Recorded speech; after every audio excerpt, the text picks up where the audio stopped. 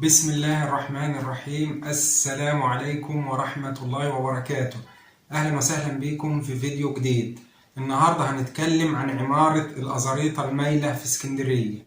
مساء يوم 1 يونيو 2017 انتبهنا على خبر ميل عمارة في الأزاريطة مكونة من 14 دور، وكانت حاجة غريبة وعجيبة.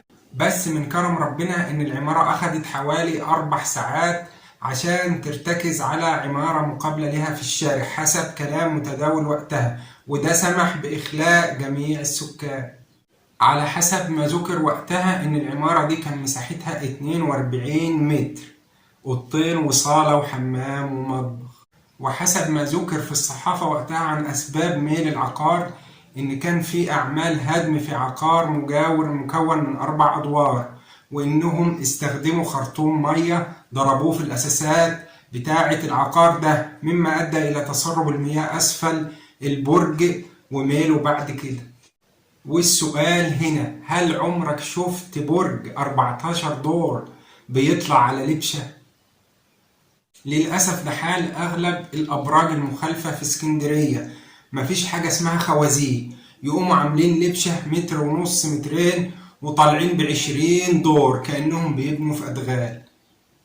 العمارات اللي بالشكل ده كلها عبارة عن قنابل موقوتة.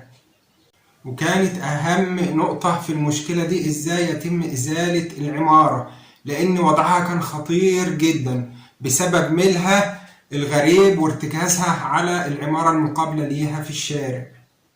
وكان الأخطر من كده إن العمارة ما تتحركش بين قوسين تميل تاني بعد ما يتم إزالة نقطة ارتكازها على العمارة المقابلة ليها.